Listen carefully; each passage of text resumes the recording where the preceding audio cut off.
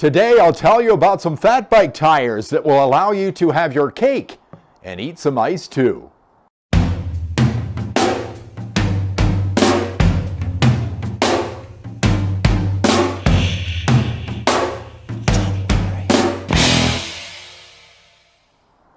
Hi, I'm John and welcome to Cycling on a Shoestring out here in my shop. It is February the 3rd, temperature just above zero after some very warm days, and it's raining outside right now. But I wanted to talk to you about some tires for fat biking, and these are on my friend Andre's fat bike. They're Terrene Cake Eater tires with studs in them.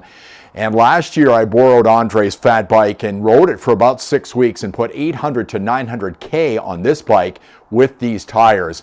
And I'll tell you, I am really impressed with what these things can do. Now, Terrene has a bunch of different tires you can buy. You can get them in 26-inch tires up to 4.6 inches wide with or without studs. They come in 27s up to 4.5 inch, which these have studs, and you can also get some 29-inch tires. They come up to 2.8 inches with or without studs. Now you can get different types of studs for these. They have single or triple pointed studs, and you can buy replacement studs as well, and a tool for putting them into these. So if you were to buy the tires without studs, you can always buy the studs later and put them in, or if you need to replace them, you can do that as well. I want to tell you about these tires. I'm going to take a short ride on these in the back of my house. My back laneway is really iced over right now. It has been melting a lot, but it is raining today, so I'm not going to get out for a long ride on these, but I just wanted to tell you a little bit about my experience with the Terrene Cake Eaters.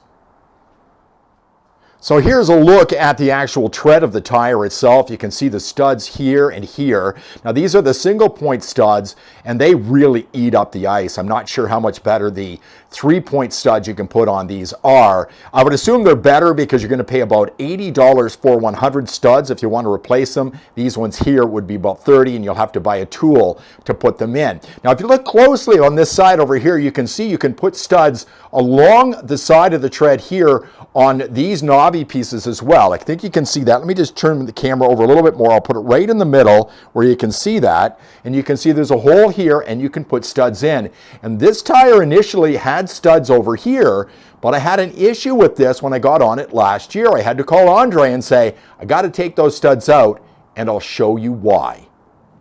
I'm hoping you can see this, but I'm putting this pointer right in the stud hole in the knob of the tire. Now you can see if you had a stud sticking out of there, how close it gets to the actual frame, and maybe you can see, it's hard to get the camera in here, but there is actually wearing right there on this carbon fiber frame where the stud was hitting. I got on the bike last year and was wondering what the hell was going on, and it had been ridden and was actually wearing through the frame on both sides. So I removed the studs on the outer edge of these tires so they wouldn't rub against this Trek Farley 9.6 frame. Now this frame is supposed to take 5-inch tires.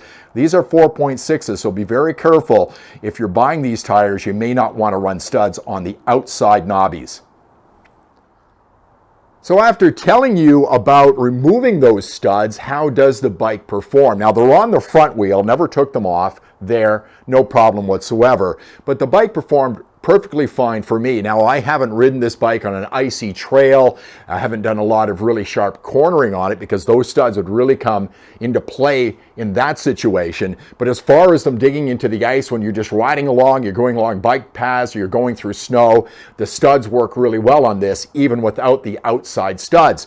Now as far as how durable they are, that's what concerned me about studded tires before. I do have some from my road bike. I've been riding in conditions the last couple of days that were just too dangerous for a really skinny tired bike.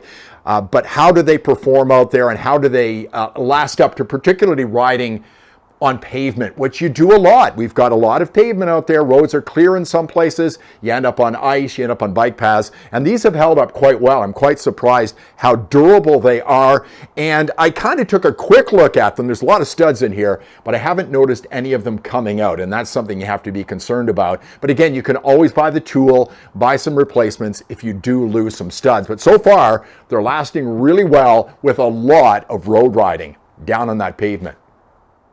Here's a look at the sidewall of the tire, the Cake Eater, and these are the light version, 27.5 by 4.5, as I mentioned. And these are tubeless ready, and these are being run tubeless right now. You can run up to 30 PSI in these. Right now I've got about 20 PSI in them because around the area right now, there's lots of pavement showing, so a little bit better rolling resistance, or a little less rolling resistance, I guess you could say, with a little more air in them. Last year I was running them between 10 and 15 PSI in the ice and snow for the most part, just before Christmas. So how much are the tires? Well, they can cost you up to $200, and I believe that's $200 American, depending on what size you get, of course, and whether you have studs or don't.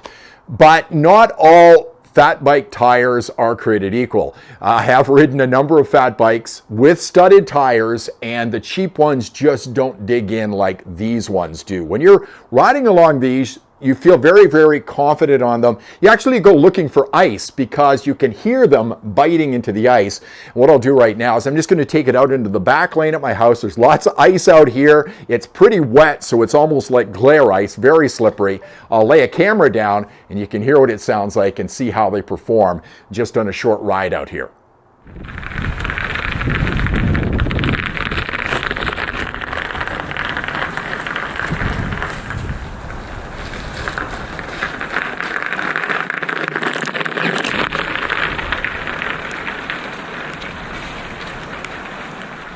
Just my final thoughts on the Terrene Cake Eater fat bike tires with studs. I give them a big thumbs up. Fantastic tires. It's actually harder to walk out here today than it is to ride a bike. That's how you feel when you're riding on these. Lots and lots of confidence, and they dig right into the ice. So if you're looking for some good tires, these are the ones to get, albeit they're pretty darn expensive, but I think it pays to pay a little bit more if you're riding a fat bike and you're riding an ice. Obviously for safety, but for that confidence. Anyway, thanks very much. I plan on putting a lot more videos up in the future. I hope to get out riding again real soon, but as you can see, it's raining pretty good out here right now. Temperature just above zero. Miserable day for a bike ride. See you next time on Cycling on a Shoestring. Oh, and if you like the video, give me a thumbs up and subscribe to the channel.